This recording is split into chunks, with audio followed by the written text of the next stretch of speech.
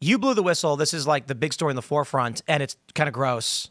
It's gross. But let's talk about it and start there. What happened and what'd you blow the whistle on? Yeah, so I'm in my final year of a marriage and family therapy training program, and one of the final classes I had to take is called Human Sexuality. Great, it's a requirement in California to have some education on that. But I first enrolled in this course last summer, and I found sadomasochistic erotica in the required reading, describing a woman being punished with gang sex for taking off her collar. Her husband was upset by that. So there was that. There was just straight up pornography that we were to view in class, a pornographic illustration guide, all sorts of sex acts with however many number of people, and a sheep at one point, I will mention. Wait, what? Yeah, so there was a picture of bestiality. It was you're a little excited. Dude. It was a man having I sex guess with I a am. sheep. If that's where like pride went, I am the most shameful person. Yeah, it's pretty shameful what was in there, but the real kicker was the comprehensive sexual autobiography final. I was prompted to chronicle my sexual past and present. When did you start masturbating? What are key moments in your sexual history? What are your erotic goals, and how will you achieve them? Like an action plan or something in this final.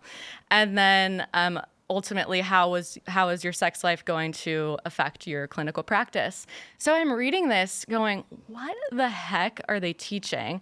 And I don't want to do a sexual autobiography. That's ridiculous. So I try to get an accommodation for literally a year. I go to the professor, the chair, the dean, the provost, Title IX, I alleged sexual harassment. I was showing the priest at my university, director of campus ministry, pornography, and all he did was offer me prayer. Really, really nice. Thank you, Father.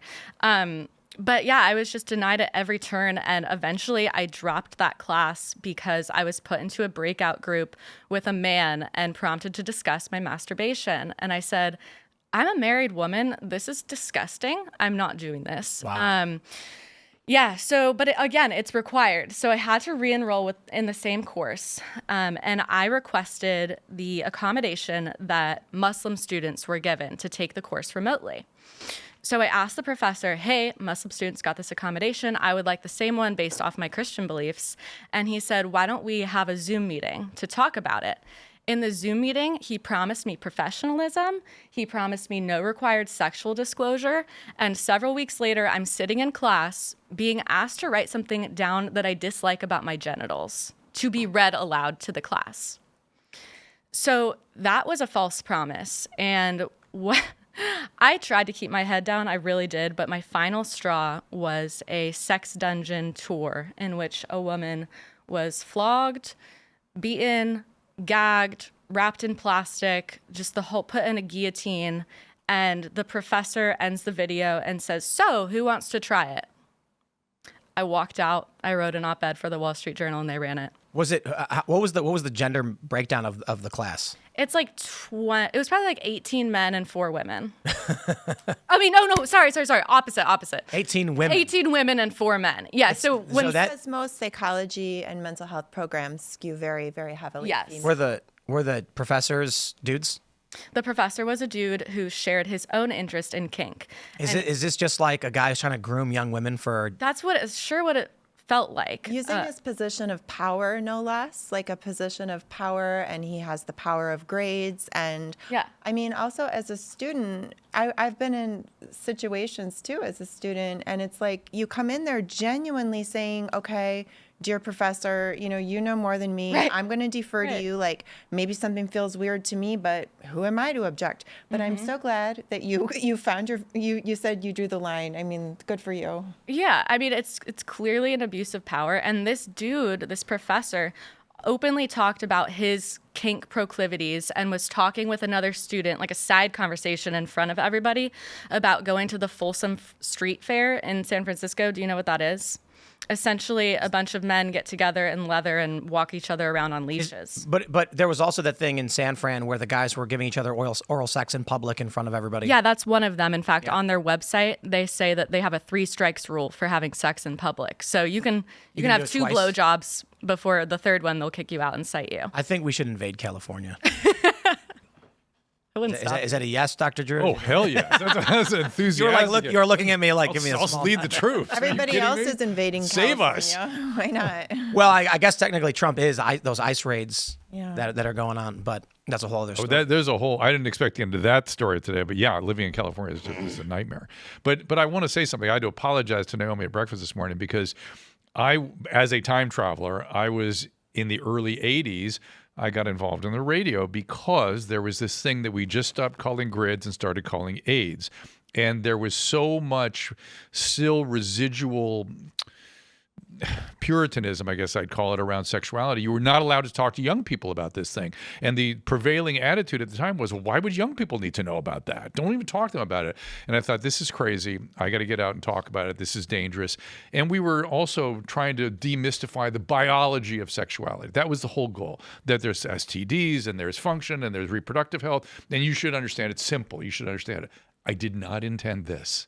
Well, I did not intend anything like this. And we're in this world right now. What you need to know is this sex positive group took over sexual health, where you are not allowed to say anything anywhere about anybody's sexuality that has any negativity associated with it ever.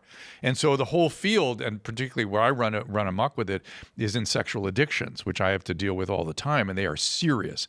And you can't how dare you even say that? So it's bad. It hurts people. You have to affirm people's self-harm. At all times, in all situations. It was actually with AIDS and HIV that I kind of ran into one of my first hard bumps, like in my psychology training too.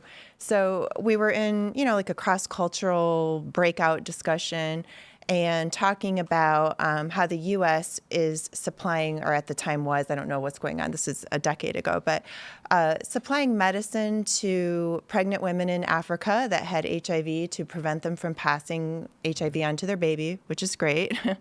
But then I guess that the discussion was around the fact that at the time, the technology was such that once the women gave birth, if they chose to breastfeed, they were still going to be passing HIV to their baby. Yeah. And we were spending a lot of money on this medication. And I just made this passing comment. I was like, I wonder if we should consider telling them, since the medication is limited, that maybe they're only eligible if they're going to practice a hygiene once they have the baby. And this colleague student, she looks at me and she goes, "Careful, Chloe." And there was like this edge in her voice. And I said, "Careful of what?"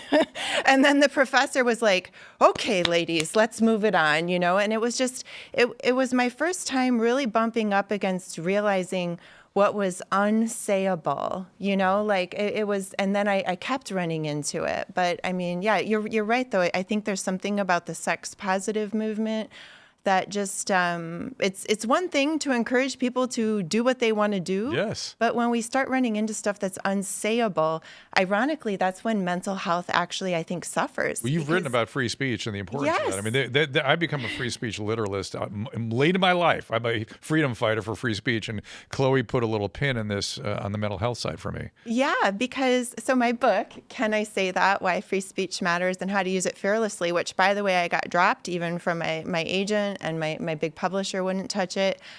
So shout out to Skyhorse Publishing, RFKJ's publisher. They took it on.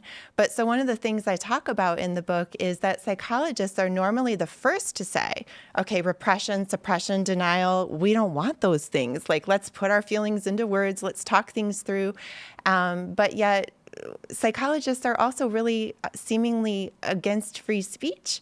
And so I did a little research. They're against bias, so they're mandating bias. Yeah, That's literally what's happening. It's That's right. Intolerance in the name of tolerance. Same paradigm. Yeah. I mean, but what's interesting too is like there's this major groupthink factor that's going on. So the faculty ratio in psychology departments, and this is truly nothing against anyone on either side of the political aisle, because what I want is a diversity of thought. But the psychology department faculty ratio, Republican, Democrat, is about 1 to 20. Chloe, why would you want a diversity of thought with Nazi, horrible, criminal, awful people? Why would so you you want can that? persuade them. That's what I talk Tim, about. why would you defend that? Yeah, I mean, we have to have dialogue. Like even the worst ideas that, that's how we bring ideas to light. Sunlight is the best disinfectant. Of course. Thanks for watching this clip from the Culture War podcast. We're live every Friday, 10 a.m. to noon, so subscribe and come hang out.